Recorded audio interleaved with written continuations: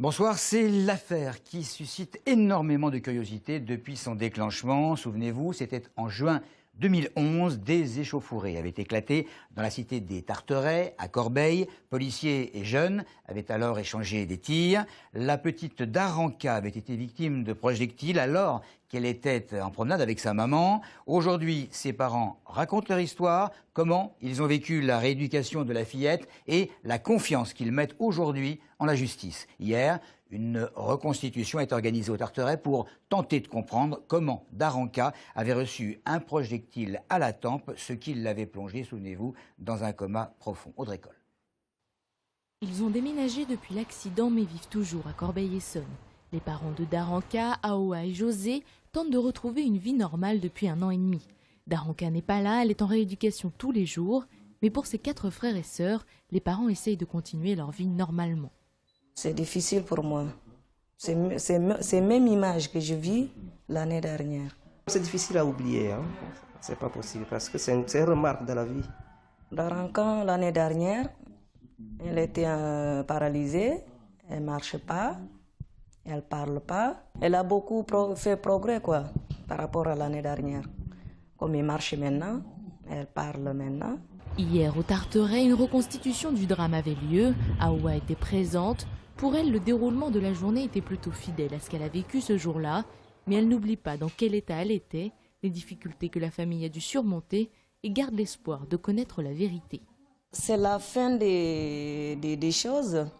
Je veux que la vérité y sorte. On vivait tellement mal. Et maintenant, on se sent un petit peu assuré. Donc on a fait confiance à la justice. En septembre dernier, une expertise confirmait qu'un projectile de calibre 40-46 n'était pas caractéristique, mais compatible avec les blessures de Daranka. Des projectiles type balle en caoutchouc tirés par les forces de l'ordre, écartant les cailloux ou autres objets contendants. Aujourd'hui, la justice doit clarifier ce rapport et donner ses conclusions sur la reconstitution.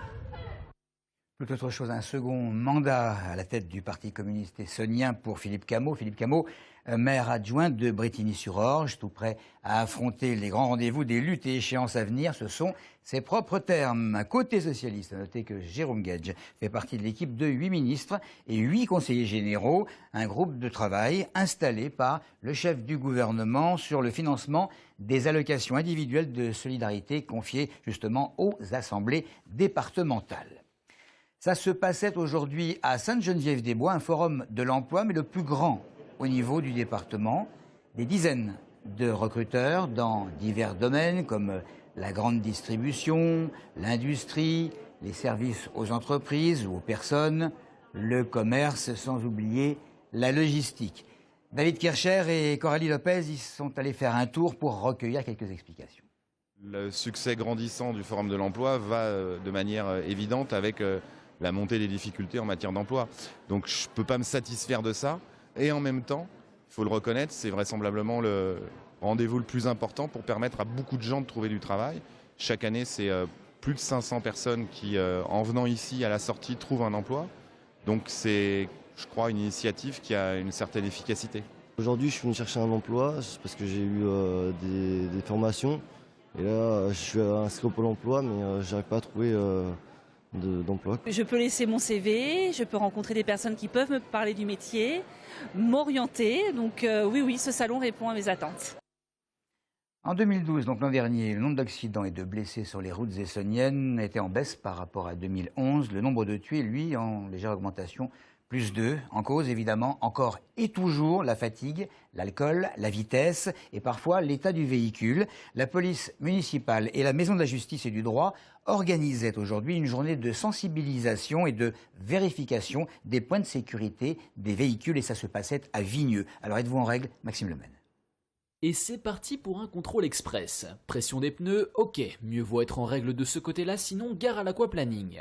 Inspection des accessoires obligatoires, gilet, triangle et éthylotest, même si la sanction en cas de défaut de possession de cet outil a été reportée par Manuel Valls. Passage au stand pour vérifier la densité du liquide de frein et les lumières. Feu de croisement. Elles s'allument, mais sont-elles bien réglées? Les bénévoles de la prévention routière s'en assurent avec cette machine, très important, sinon...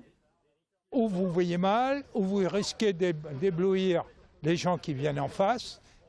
Il est temps de passer aux sensations fortes avec ce simulateur qui reproduit un tonneau à 50 km/h. Oh la vache! C'est comment? Bah, j'ai la tête qui tourne, un peu. Mais ça fait tout bizarre, hein, parce que ma tête a touché le plafond déjà.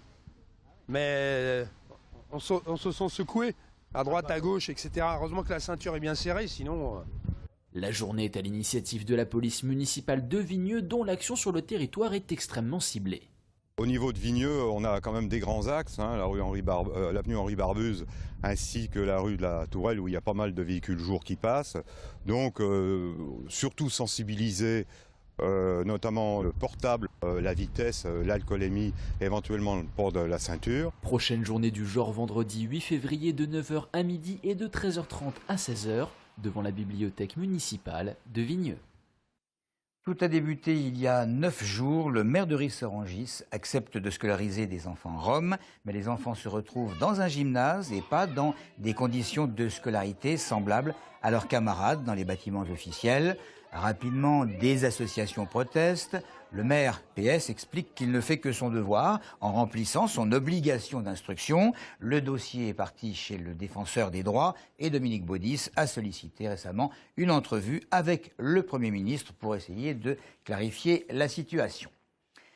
Il paraît que l'inactivité physique tue presque autant que le tabac et l'obésité. C'est une revue britannique qui le soutient, fort d'une étude publiée qui semble être assez attendue d'ailleurs. Un chiffre, par exemple, pour la seule année 2008, l'inactivité physique aurait été responsable de 5 300 000 des 57 millions de décès répertoriés sur la planète. En fait, ce qu'il est préconisé, c'est de traiter l'absence d'exercice comme un vrai problème de santé. Reste à savoir si on est conscient ou non de cet état de fait.